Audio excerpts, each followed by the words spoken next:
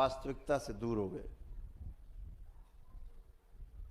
पता है, मां बहुत ही पवित्र शब्द है। कितना छोटा नाम दिया, इतना छोटा नाम, कितना बड़ा काम, पूरी सृष्टि को अपने गर्भ में समाये हुए है। मां, पता ही नहीं बेचारों को दूध कहां से आता है। वास्तविकता से दूर हो गए। पता है, मां बहुत ही पवित्र शब्द है। कितना छोटा नाम दिया, इतना छोटा नाम, कितना बड़ा काम, पूरी सृष्टि को अपने गर्भ में समाये हुए है। मां बोलिए, जो निरंतर केवल शुभ ही सोचती रहती बच्चों का, ऐसे ही हमारी मां है।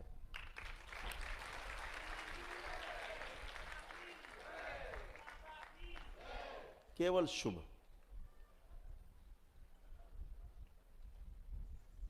आपको पता है,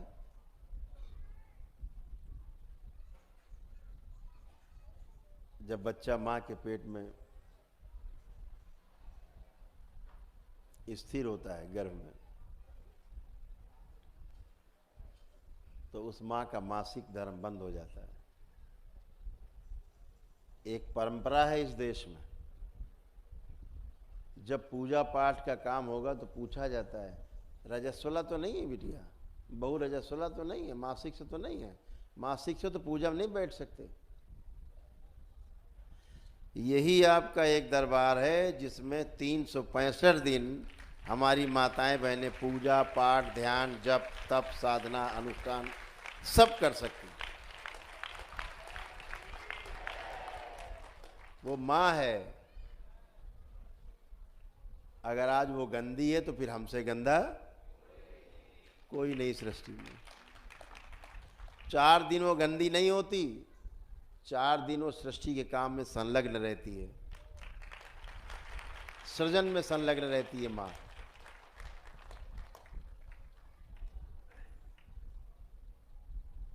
जैसे हमारी मां कामाख्या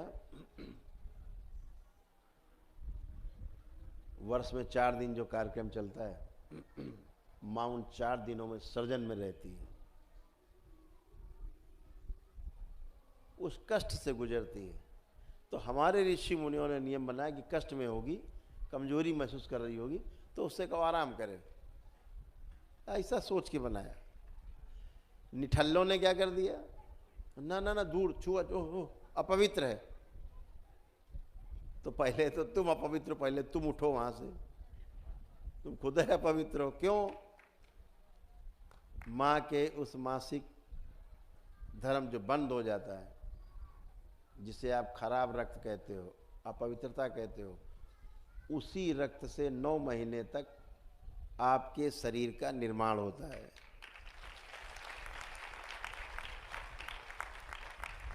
जिस रक्त को तुम अशुद्ध कहते हो, उसी रक्त से तुम्हारा 9 महीने तक मां अपने पेट में निर्माण करती है, अपने खून से। अपने खून से आपको सींचती है मां। इतना ही नहीं, जब आपका जन्म होता है तो बच्चा जब तक दूध पीता रहता है, वही खून गर्भाशय से स्तन तक सब जुड़े हुए अंदर अंदर, वही खून मासिक फिर भी नहीं होता है, साल भर तक कम से कम। क्यों? वही खून दूध बन करके फिर आप पीते रहते हो। तो कहा जाता है मां का खून पी पी करके बड़े हुए हो। और जब पूजा पाठ का समय आता तो कहती हो तुम अपवित्र हो।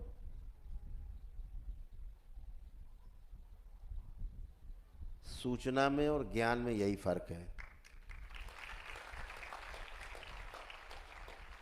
ऋषि मुनियों ने इसलिए पूजा पाठ से विरत रहने को कहा कि वो सृजन में शरीर रहता है, कमजोरी रहती है, एक प्रक्रिया से शरीर गुजर रहा होता है तो आराम करें, मतलब उसको छूट है कि पूजा पाठ में ना बैठे। तो उल्टा समझ लिया, बोले अपवित्र है, दूर रहो। तो दरबार ने सबके ज्ञान खोले, चक्षु, ज्ञान चक्षु खोले। ज्ञान चक्षु तो नहीं खुले हैं, कान चक्षु खुल गए।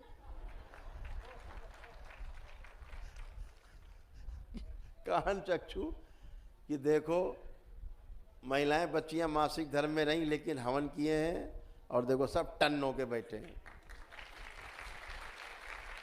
कोई रोक टोक नहीं है। तो फालतू की बकवास नहीं। बकवास कहाँ होगी गुंजाइश? जहां पर ज्ञान नहीं है, केवल सूचना है, नॉलेज नहीं है, केवल इंफॉर्मेशन है। आज हमारे देश में जो हिंदू संस्कृति है सबसे बुरे दौर से गुजर रही है, ऊहापोह।